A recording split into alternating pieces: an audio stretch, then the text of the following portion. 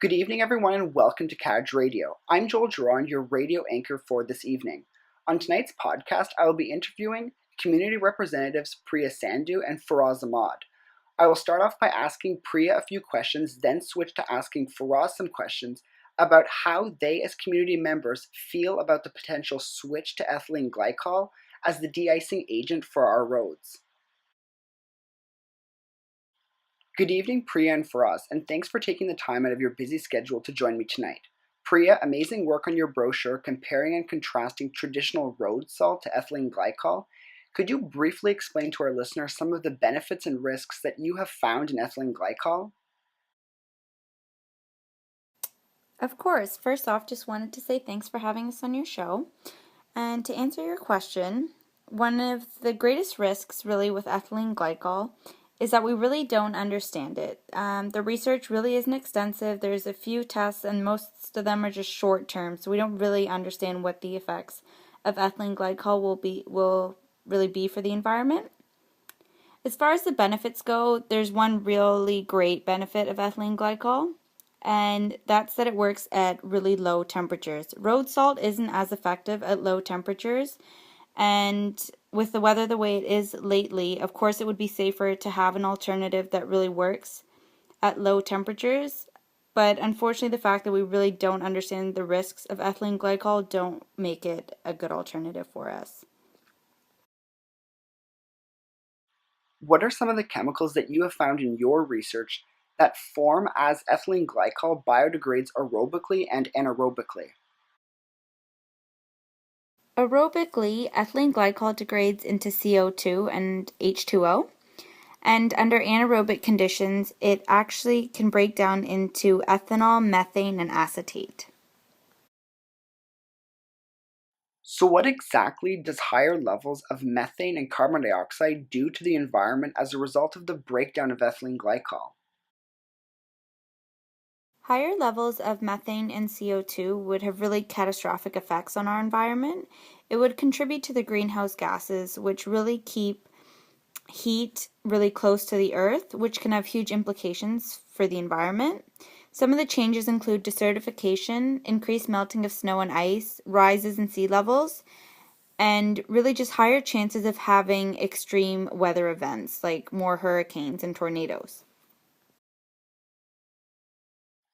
Can you explain how the use of ethylene glycol on our roads can increase the effects of global warming? The use of ethylene glycols ultimately would really contribute to more greenhouse gases in the air.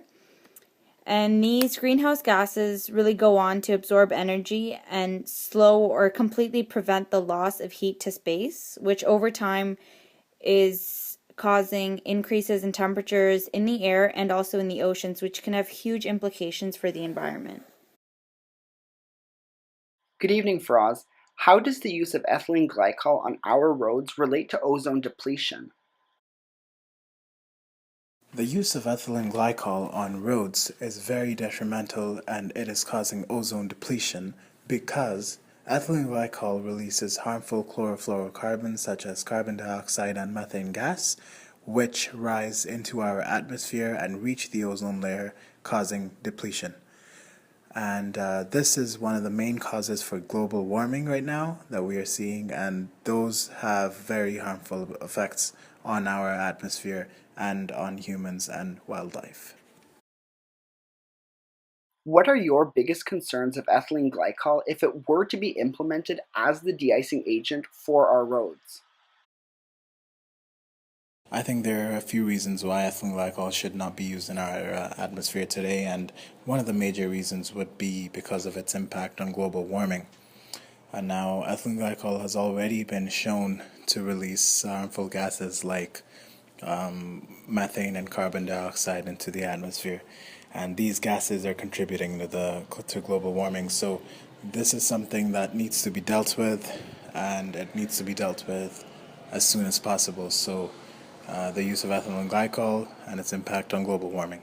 The other reasons would be for its negative impact on human health. That's something that we need to be careful about as well, because inhaling these harmful chemicals and gases cannot be good for you as well. So these are things that we need to be watchful for. Do you have any suggestions for government officials on what they should do in this debate on de-icing of our roads? My only suggestion to the government scientists would be to end the use of ethylene glycol, and until they find a permanent solution, they can use road salts temporarily, but definitely stop the use of ethylene glycol. Well, that's it for us tonight at KAJ Radio. I'd quickly like to thank Priya and Faraz again for joining me tonight, and a special thanks to Faraz for the photo submitted for tonight's taping. It really captures your inner child. Stay tuned for more videos from KAJ News and podcasts from KAJ Radio. Have a good night, everyone.